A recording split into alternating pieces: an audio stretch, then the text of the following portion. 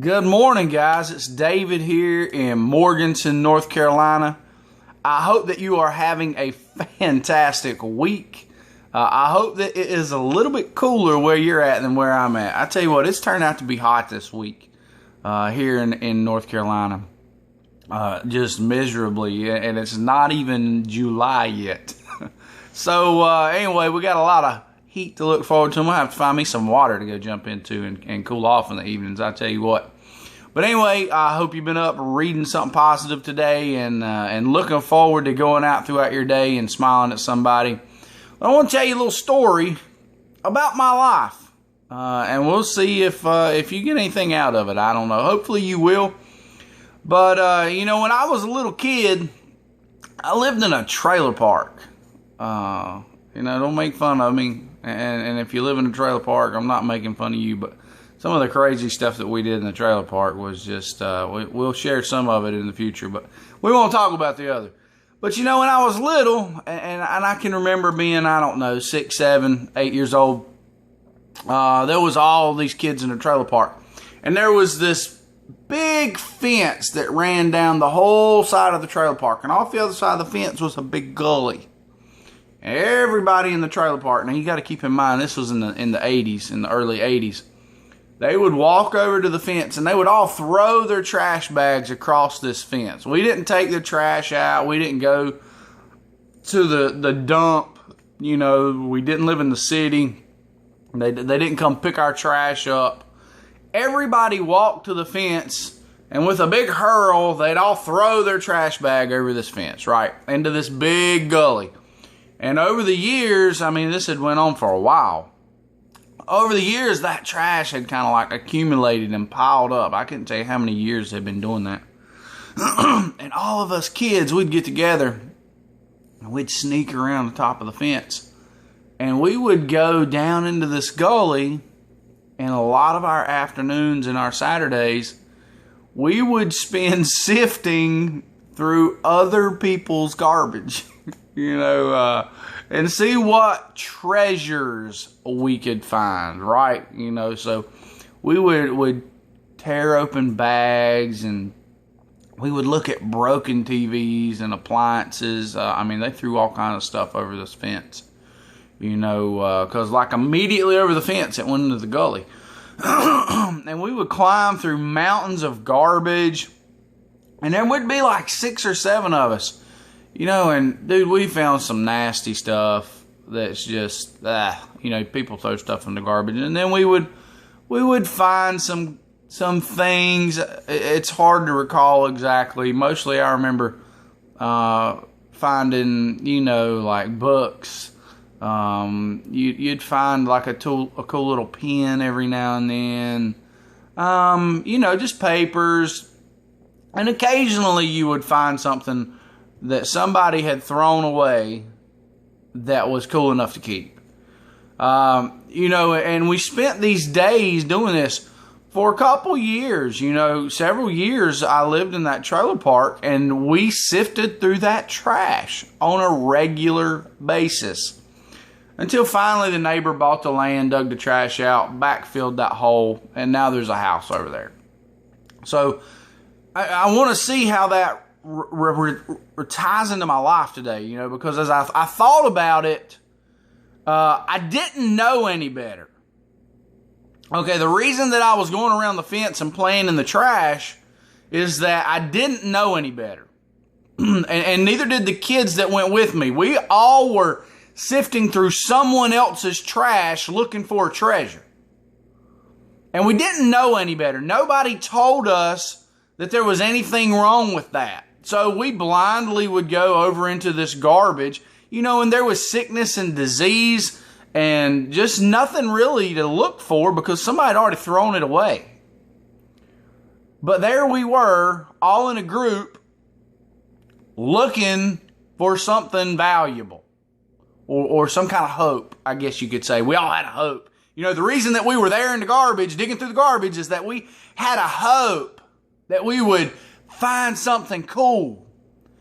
And I realized one day when somebody educated enough and cared enough about me to share with me that that's exactly what I was doing every day that I got up and went to work. He said, David, what does sifting through the garbage have to do with going to work today? Okay, let me tell you how that ties into our life today. Okay, because every day a mass of people, thoughtlessly get up and go do the same exact thing in the same place with a group of people who think just like them, who have a hope that their effort and their seeking in this place of business is going to pay off with some kind of financial reward or freedom in their life. But yet we've been doing it for 15, 20, 30, 40 years, and we don't have a whole lot more than when we started. Occasionally, we might find a treasure. We might get one small bonus, or we might get a small raise, and then we find something else to add to our monthly payment that we live a poorer lifestyle. Okay? So what we're doing is we're sifting through the garbage that somebody wealthy has already thrown away, because you know what? There's not a line of rich people lined up waiting for us to lose our job so that they can come in and take it. If it was, hang on, I got a call coming in. If they were, we wouldn't have that job. It wouldn't be so great. If our job, what we were doing, was so great and so hopeful and was going to provide for such an abundant future, are all the people in the rich neighborhoods lined up waiting to come do what we're doing? No, they are not. Why? Because they know more. You see, until someone told me that, David, man, it ain't cool to sift through the garbage, I didn't think there was anything wrong with that. And until somebody that had a vision and an understanding came to me and said, David, you know what, dude, you're playing in the garbage. There's no hope, no future there. You're going to work till you're 70 and retire broke. It's just that simple. You're going to work till you're 70 and retire broke. Let me tell you why your plan doesn't work. Because 3% of people who own everything, you know what they're not doing this morning? They are not going to work. You know what the 97% who are blindlessly getting up this morning are doing? We are all going to work for them. Remember just a second ago, I said we're sifting through somebody else's garbage. Those 3% that own everything, we're sifting through the trash of the false reality that they created, hoping to find a treasure. But we're not building our dream. We're building theirs because they're smarter than us. They're not geniuses. You ever read the book, A Students Work for C Students? Because C students are creative in their mind. They find ways for other people to work for them. 3% of people own everything, guys, and they're not going to work this morning. We are all going to work for them. What does that tell you? That our plan, until we realize that our plan has no hope, we can't fix it. And if we accept someone else's opinion, let me tell you, when you're doing something right, you're going to have some haters. If you don't have somebody criticizing what you're doing in your life today, then you're doing the wrong thing. Because when you start to break away from that mass of people and start to do the correct thing and change your future to a plan that works, you're going to have people that feel threatened, and they're going to start hating on you. They're going to start saying you're crazy. What you're doing is never going to work. You know what they're called? They're called dream stealers. I don't know what that dream that you have is in your mind, but those people are called dream stealers, and they don't want to see you achieve it, because when you do, you destroy the reality that they've always believed in. You got to understand that the only success some people are ever going to have is the bite they take out of you. That's why they're so freaking negative and complain and miserable. And you know what? They don't have the life that you want. They don't have the house, the car, the bank account that you want. If you accept somebody else's opinion, then you accept their lifestyle. That dream stealer that's trying to tell you that this ain't going to work or what you're doing is not going to work, They have no future. You know what they're going to do? They're going to retire broke. They're going to draw Social Security, and they're going to be on Obamacare.